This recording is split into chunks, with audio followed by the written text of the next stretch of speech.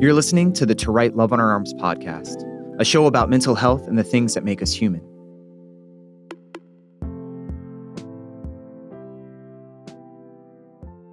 Well, I was doing a little bit of research before this podcast last week. Good for you. There was a study back in 2012. There were participants who, one group of people just had to take a test, and then the other group of people, they were given a lab coat, and then they had to take the same test.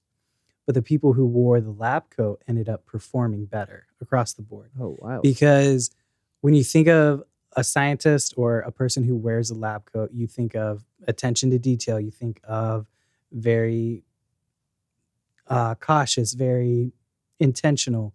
And so you give those qualities to the lab coat.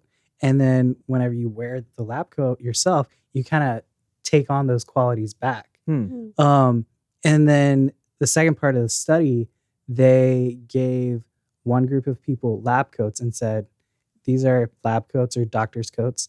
And a second group, they gave the same exact coats, still white, still everything, but they called them painter's coats. And even that differentiation, the people who were given doctor's coats or lab coats still performed better, because the way that we think about clothing and the way that the attributes that we just mentally assign them impact the way that we think about ourselves. That's fascinating. Yeah. Amber, what research you do? What cool studies did you do? He's trying to get teacher's pet over here. I mean, this was some things that I already knew, but just the association of colors and emotions with it. I was looking at or thinking about the movie. Oh no, I forgot Inside it. Out. Thank you. Ooh. Inside Out, and the colors that they give the characters, and how anger is red and blue is sadness, disgust is green, yellow is joy. Joy. Yeah, and then purple is fear. But thinking about how we even have movies now, or things that we're teaching, this color is associated with this emotion or this mood. Mm-hmm. And so just doing some research on that and how that affects or just the psychology behind different colors and why brands choose certain colors and things like that.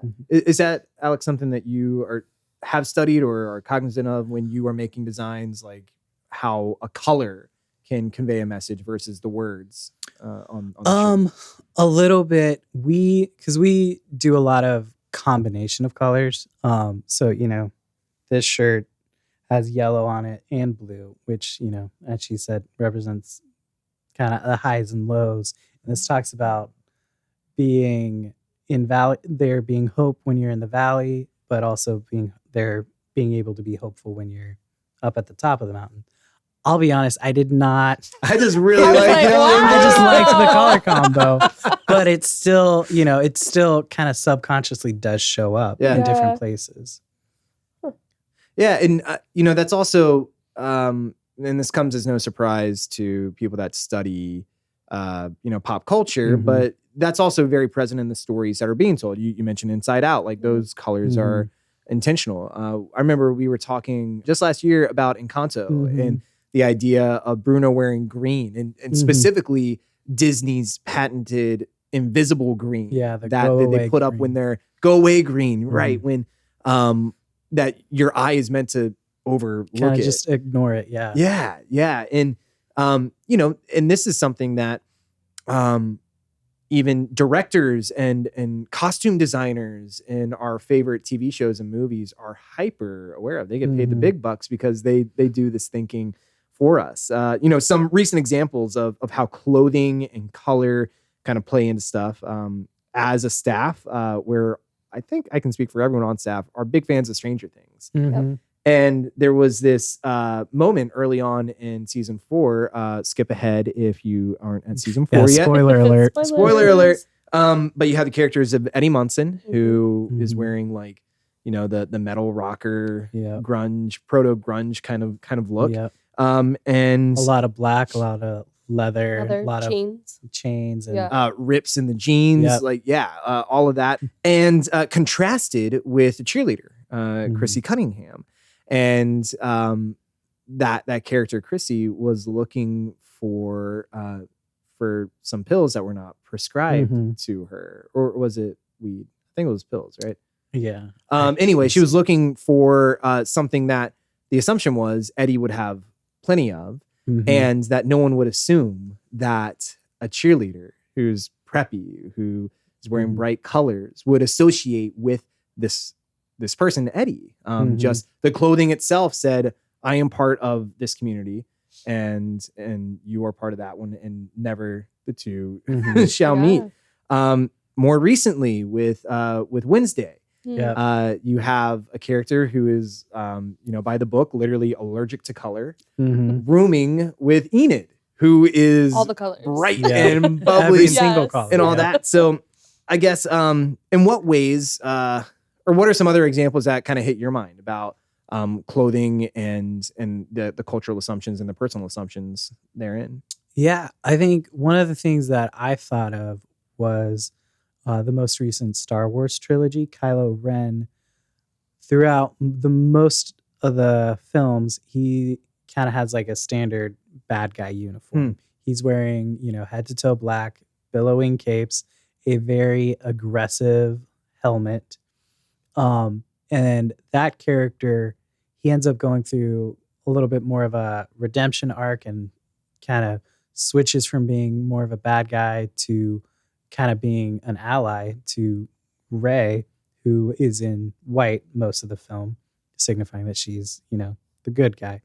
But Kylo Ren, at the end, he is no longer wearing his uniform. He's wearing, this soft looking, almost like sweater kind of material.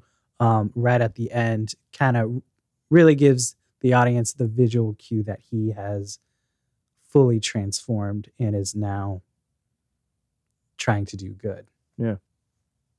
You got some favorite examples? And I just think that, in the film industry, they use colors to tell a story. And so you just see, you can walk through how maybe someone in the beginning of the movie starts in a, depressive state or sadness. And you can just see, like, they'll be like, oh, now they stopped wearing black. And now they're wearing bright colors because they're in a better place. And so there's a lot of color usage in the storytelling. Based on, what we've been told equals colors. In the hit 90s, early 2000s show Friends, Monica... I've heard of it. If you've heard of it. Monica, on episodes where her character is a very central character to the story, she ends up wearing red. So in halfway through the series, she... wears red whenever she gets engaged, or wears red whenever she first starts dating Chandler. Again, spoiler alert. 20 years You're later. Not caught up, yeah.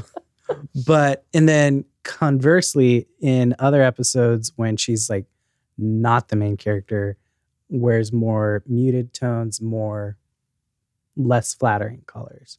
So again, costumers really use colors and, clothes to push the story along. Yeah. Have y'all kind of looking at how so much of our sense of style is communicated these days? It's through targeted ads on social media.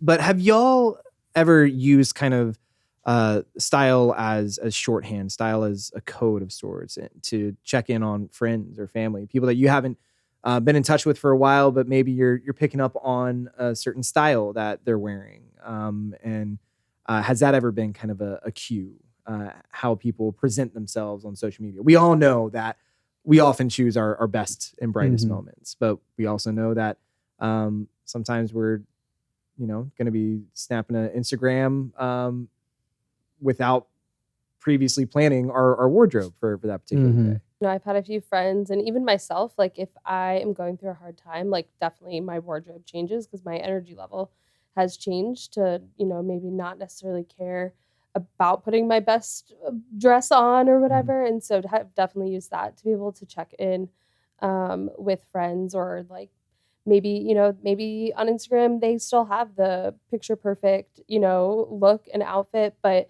you're seeing them in real life and it's not the same. So using that as a cue to check in and see, hey, like what's really going on here. Yeah, I think almost kind of the inverse of that. Whenever I notice that somebody is showing up, like showing pictures of themselves or posting on their Instagram stories, and they have very much not put in any effort into what they're wearing, it is kind of like, oh, they're being really vulnerable right now and are kind of opening up to their friends and followers online about I have a friend who has posted about chronic illness that she's going through, and it's like, okay, I can see how that's at play now because of how you're allowing yourself to be shown now. Yeah.